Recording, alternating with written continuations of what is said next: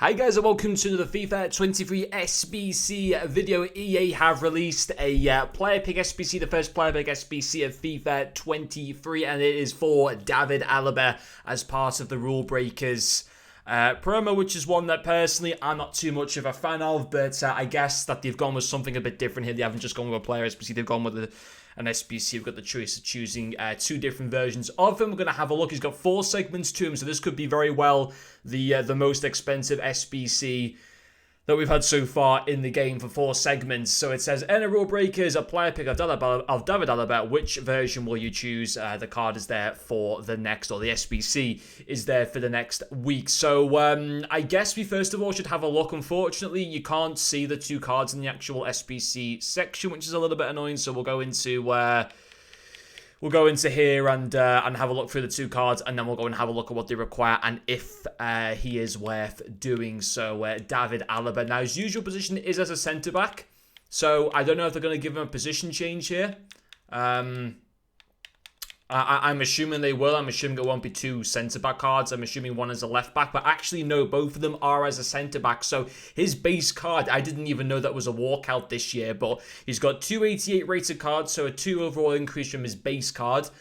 So in terms of their actual differences in terms of stats, they both have the same pace, same shooting, same passing and dribbling. Their differences come in physicality and defending. So the one on the this one in the middle that we're hovering on right now has 4 better defending but has 6 less physicality.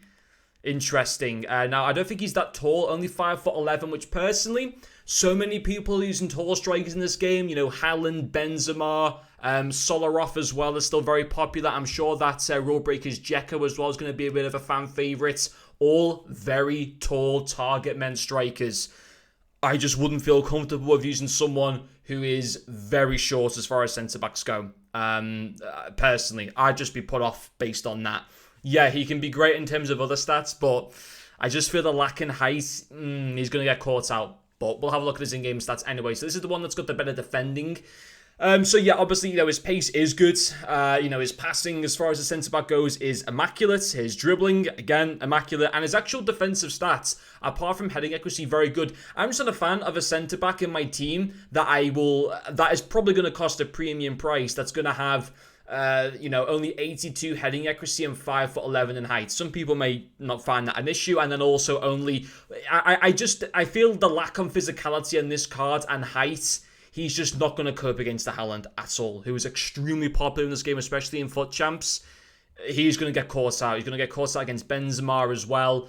Now, in terms of the other one, which has got less defending, but has got far superior physicality, so 4 less defending, but 6 more physicality. Obviously, they keep him at the same height. They wouldn't change his height. So every stat is the same, apart from this one's got 88 for aggression and for strength compared to 82. So a nice increase there. What I also like about this one is the better stamina, the better jumping.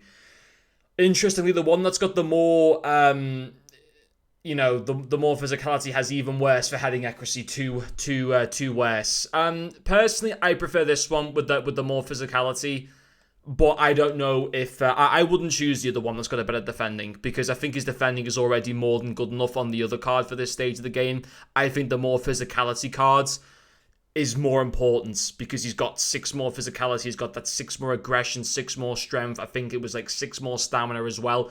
If you're going to pick one, go for the one that's got more physicality. But is he worth doing? 84 rated, and you need to submit 186. The first time, you will need to start submitting Team of the Week cards as well for the second segment that requires an 85 rated squad. And then another Team of the Week with an 86 rated and an 87 with minimum 188. I do not think that's worth it. If this card was maybe 6'4", and had the far better heading and stuff like that, then I'd be saying, yeah, he's probably worth it.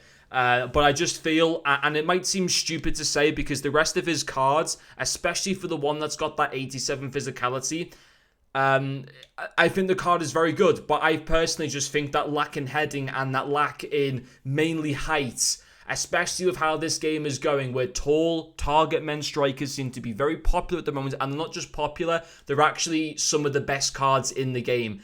And based on that, you're going to find yourself, it doesn't matter whether he's got that pace. It doesn't matter whether he's got the good, dribbling on a centre-back. As far as I'm concerned, his dribbling is, unnecessarily too good. I'd much rather him have, let's just bring up his card again, actually, just so we can. So, for example, I'd much rather this card here have maybe just 73 dribbling, which would still be good enough for this game, but then be 6'2" or 6'3".